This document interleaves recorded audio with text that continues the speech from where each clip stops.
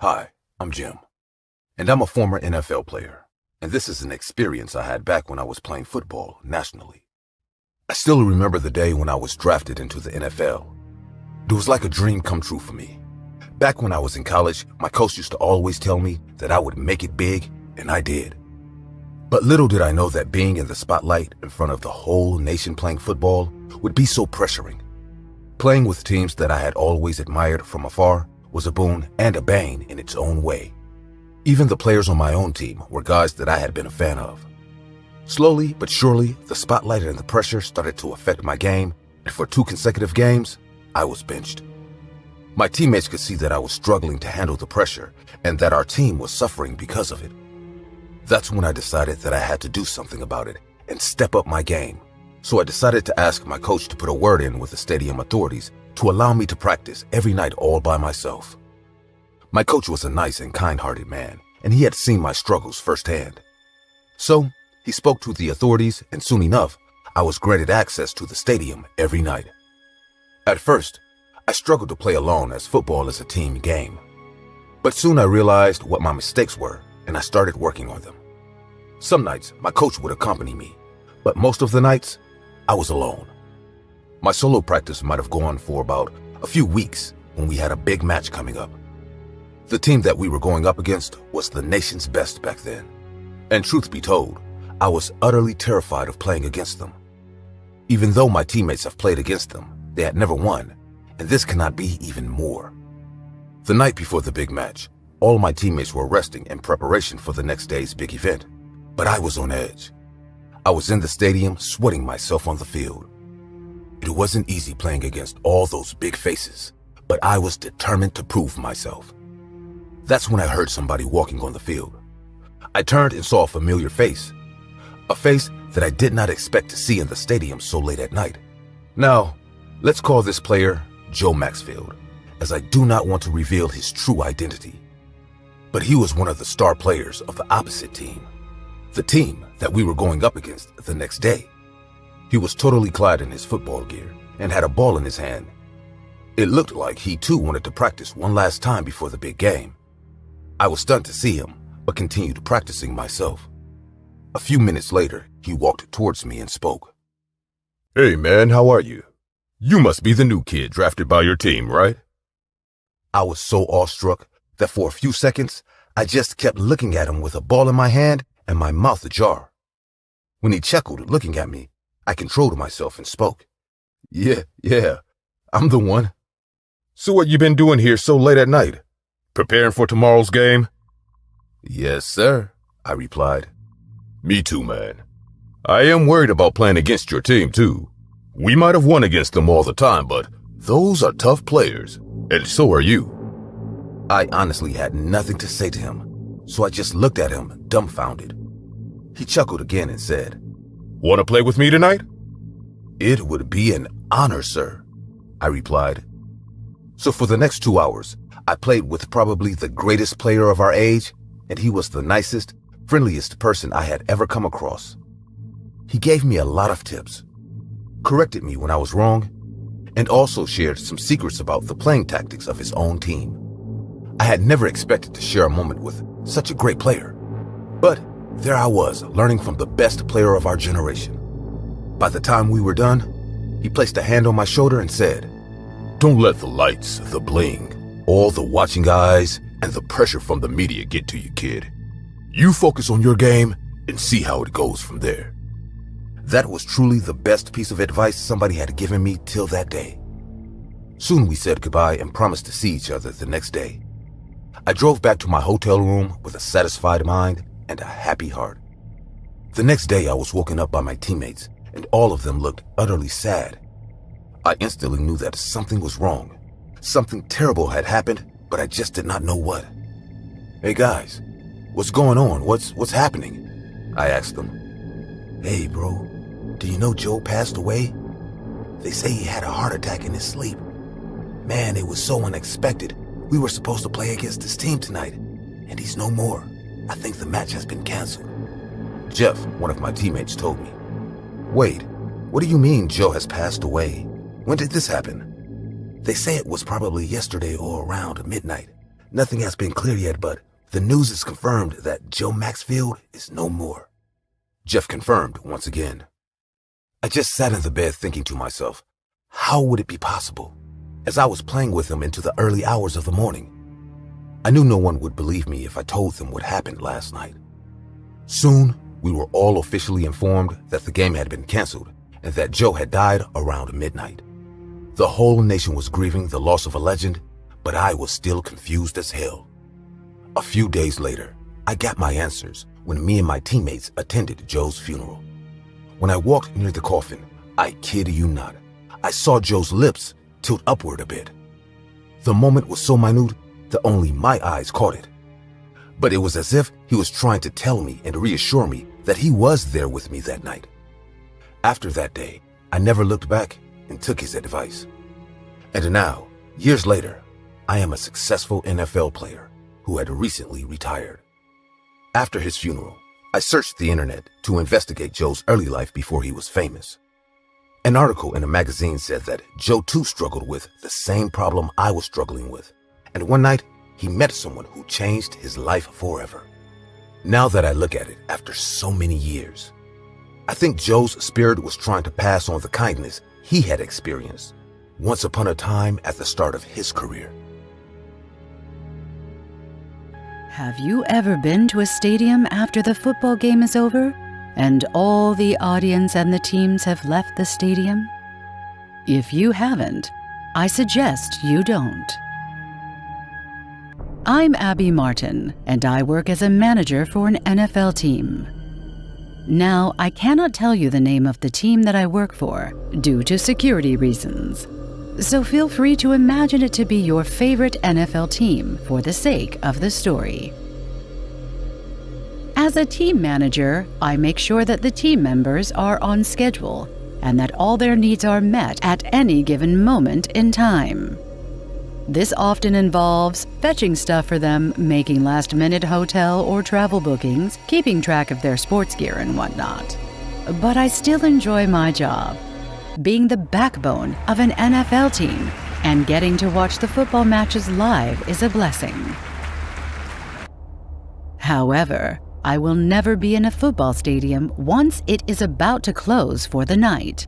Not even if there is an emergency would I do it by myself.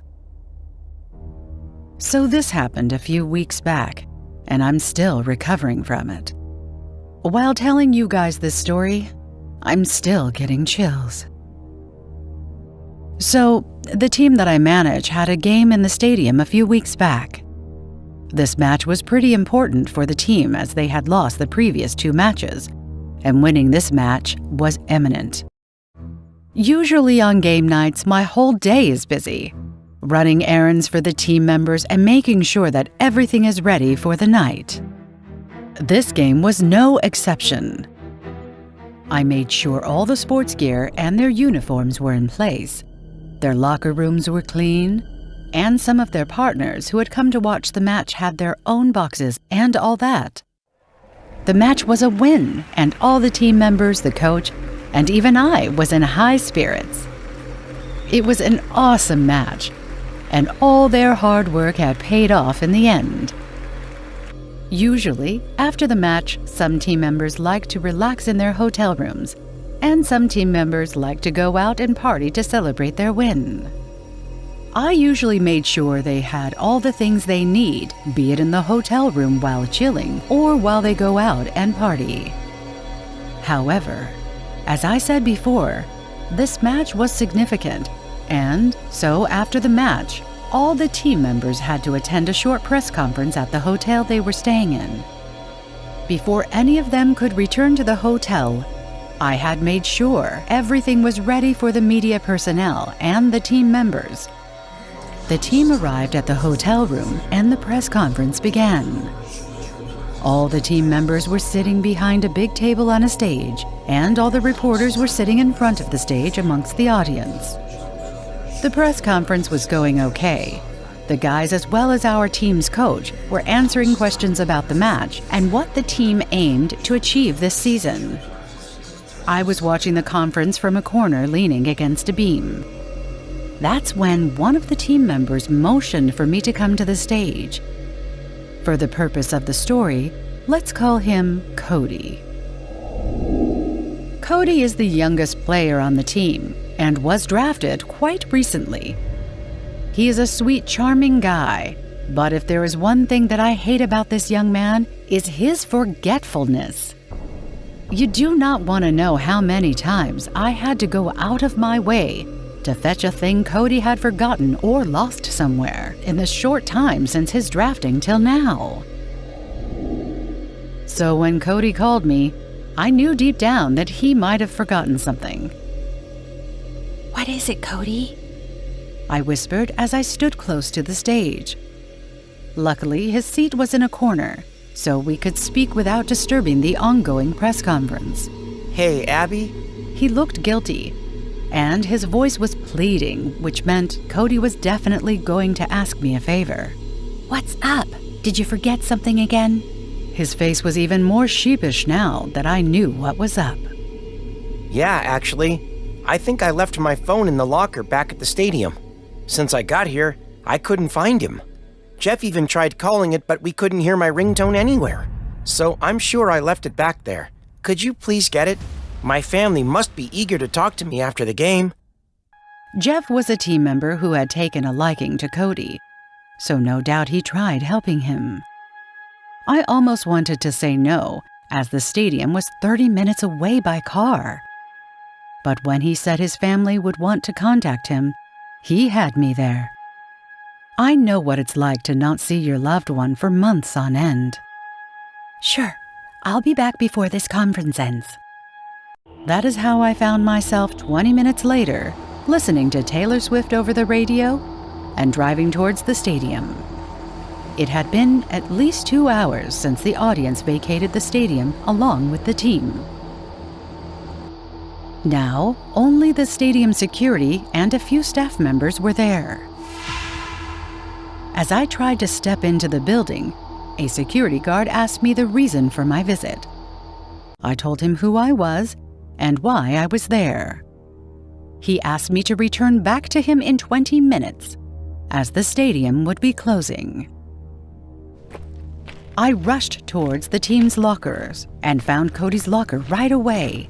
And sure enough, his phone rang from inside as soon as I tried to call it.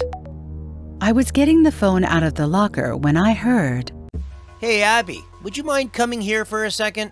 It was Bruno, another player from the team, calling me from down the hall. Without thinking, I grabbed Cody's phone and started walking towards the voice. That's when someone tall grabbed my hand and pulled me into a room right in front of the locker room. The voice had come from somewhere down the hall. My first instinct was to kick and get myself free, but when I looked up, I saw Bruno's worried face. "Wait, if you're here, then who called me from down the hall?" "I heard it too, and I don't know." He let go of me, and I noticed that it would have been impossible for Bruno to call me from down the hall and then rush to this room quickly. The distance was just too long to cover for even an athlete. But before I could ask, he explained. "Cody was getting impatient and I was done answering questions. The press conference ended just as you left, so I drove here to look for you. I think we should leave soon. You go ahead and I'll be right behind." I was baffled, to be honest. This was the first time someone from the team had come looking for me because I was late. But since Cody wanted his phone urgently, maybe Bruno would have come. I did not think much of it. I just started walking back to my car, and while I was walking out, I just told the security guard that one of my friends was inside and he will be coming back out soon. But what the guard told me shook me from within. He spoke. "Ma'am, no one went inside after you. I was standing here the whole time, and given that the other gates are closed, you were the only one who went inside." I ran to the parking lot and searched for Bruno's car, but the parking lot was empty except for my car. and a car that belonged to the stadium's security team. I kept Cody's phone in a glove box and drove back as fast as I could, all the while shaking and confused about what just happened.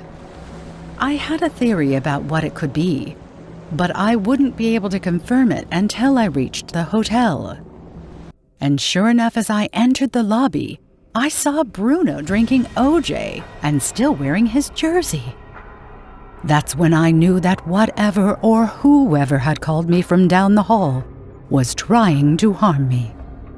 It was probably a bad spirit, and the one that appeared like Bruno was trying to save me from it.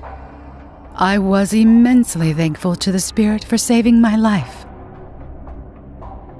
But this is why you should never go into stadiums alone at night, because you may not know what you will discover.